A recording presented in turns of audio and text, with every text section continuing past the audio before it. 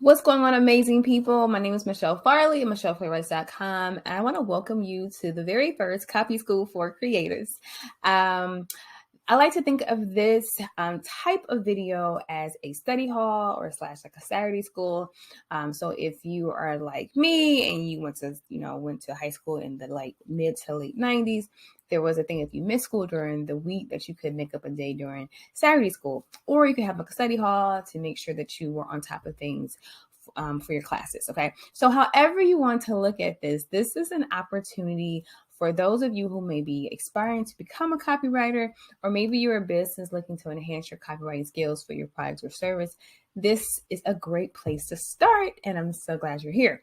So today I want to talk about how to boost conversion rates with killer bullet points. Now, in my other YouTube videos, I talk a lot about product descriptions, a lot about,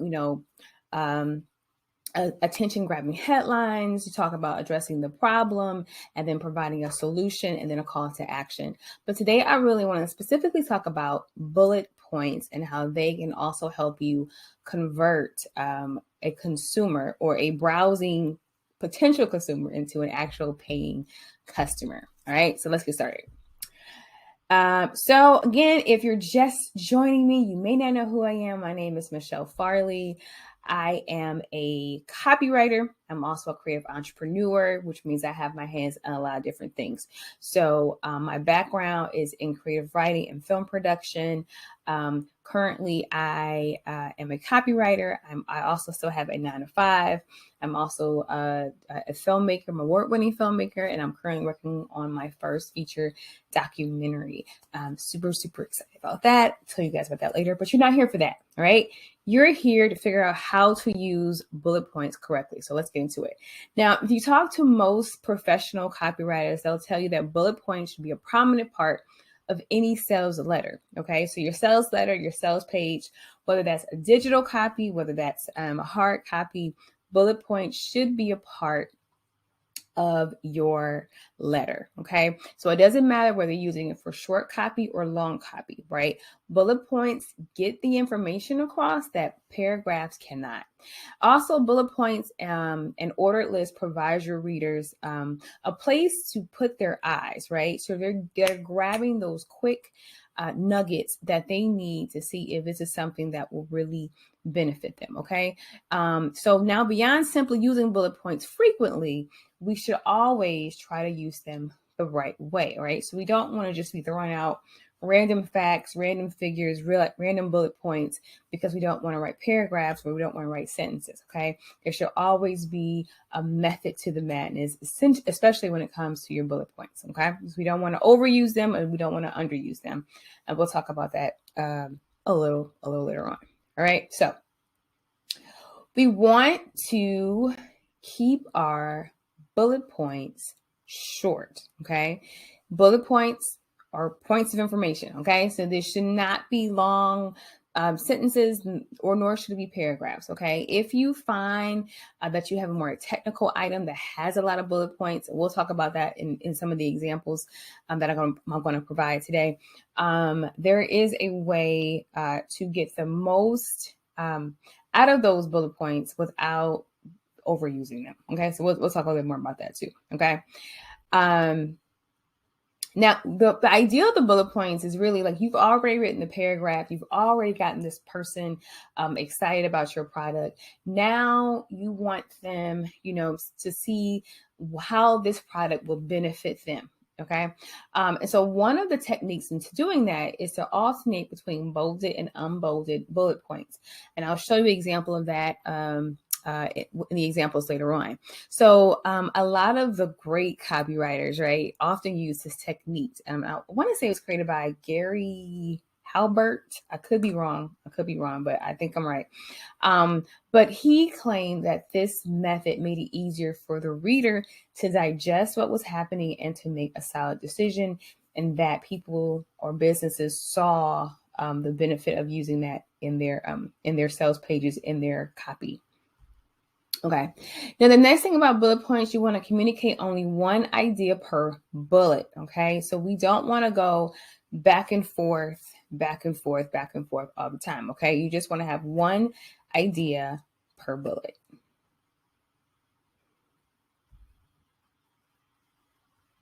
Now, you also want to use your bullet points to convert long copy into short copy. So if a long copy sales page is converting poorly, then you should consider changing it to a short copy and then adding, additional bullet points. Now, this has the potential to change things up and allow you to increase the conversion rate. Sometimes it's not that your long copy is wrong. It's just that it's not suiting the needs of your audience. And bullet points can play a huge role in helping you change that. Okay. So now the moment you've all been waiting for, it's time for some examples. Okay. Now, some of these are product descriptions that I have written. Some of these are as examples of things that I haven't written. So we'll go through those. We'll go through each one and we'll focus in on the bullet points. Okay. So this one is a product description that I wrote for a company, Zulily, and they were selling car seats. Now, as a parent, if you are a parent, even if you're, a loved one who has, small nephews and nieces that you care about, right? We want to make sure that when they're in our cars that they are safe, right? And so the product description really kind of spoke to pain points, right? We know that kids grow up fast. We know that car seats are expensive, right? And so that we want something that can not only grow with their child, but can also be safe, right? So I started off the paragraph basically, describing what all that was like, kids grow up so fast. You need something that's going to, that only is going to last, that's going to provide safety and that will grow with them, more, you're getting, you are making an investment into your child's well-being.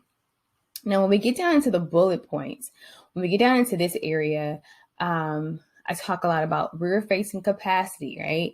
So that at some point, like between, I think when a child turns like 1 and 2, depending on how much they weigh, they can go from rear-facing to forward-facing, okay? So that is a great thing to know for parents, because whether or not they have to buy a whole another car seat, especially if it's, a 2-parent household, 2 cars, 2 car seats, that can get pricey, right? You need to talk about the forward-facing weight capacity.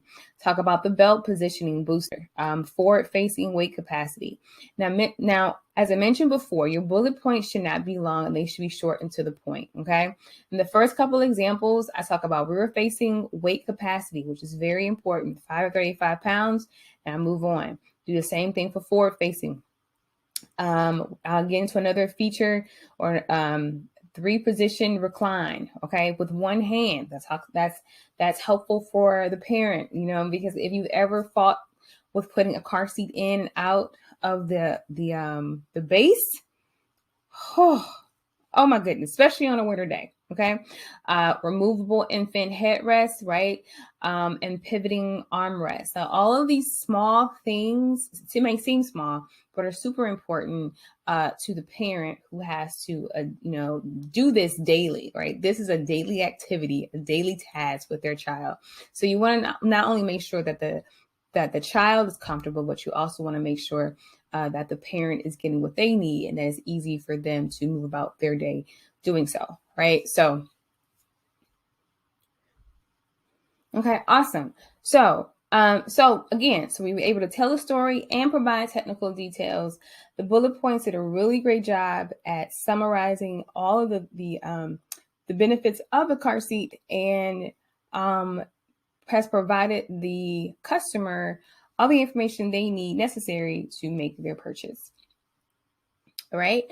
Now we're going to talk about simple and effective bullet points. So again, bullet points do not have to be long. They shouldn't be long, and they don't have to be like, you don't necessarily need 20 or 30 bullet points, especially when it comes to things like clothing. Now, I recently wrote this product description for a boutique, and they're basically now keep in mind that I did not name the boutique, and this picture is not from that particular boutique, but they have similar shorts. So I'm using it as an image, just FYI, in case someone on here is watching. Okay.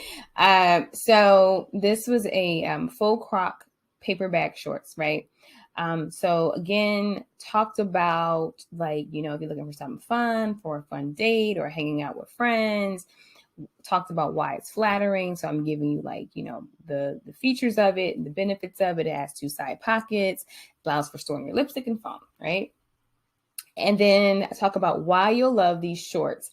Now, I bolded this. Now, I didn't, this is not necessarily a bullet point, but for the reader, it kind of lets them know that, okay, we're starting a new idea, right? We're flowing from the description and we're kind of flowing into something else where I can give you like quick benefits, right? So high waistband, drawstring closure, so you don't have to worry about like snaps and buttons and zips and all that stuff too. Side pockets, which I mentioned already in the copy. And then the material is 96% polyester and 4% spandex. Now, this particular client didn't really want to get into like the care instructions on the website, but that could be an additional bullet to mention if it's dry clean only, if it's machine washable, tumble dry, or if you have to, hang dry it. Okay. But again, see how these bullet points, short, but effective, right? Simple, short, and effective. Now, the next example, these are more about solving a problem. And I wanted to try to find a description that wasn't necessarily geared towards a product, but more so towards a service, right? So this is a person, I'm not going to say their name, who has a training or a webinar for coaches who are looking to launch, right? They haven't had successful launches. She's going to walk you through the process of how to have a more successful launch. Okay. So her bullet points, although they're check marks, they're still bullet points. She in 3 simple bullets lets you know what the, I don't know what's going on with me right now. Woo, it's Saturday. Okay. So, in her 3 simple bullets, she lets you know, she lays out what you'll learn. Okay. She talk about the number 1 mistake coaches and industry experts make when they keep them from getting clients, right? Number 2, you'll learn how to create an endless stream of clients on demand. And number 3, you'll learn the truth about big launches and what you must have in place before you can do one. Okay. So she has run down probably all the pain points that other coaches and experts have experienced when running a launch or when launching a launch, right? I don't want to say that. Right. But she's mentioned those kind of pain points. She's also using the method that we talked about earlier, where she's going between bolded and unbolded, right? So if you notice that the things that are bolded, your eye will shift to those first before going on to the next sentence, right?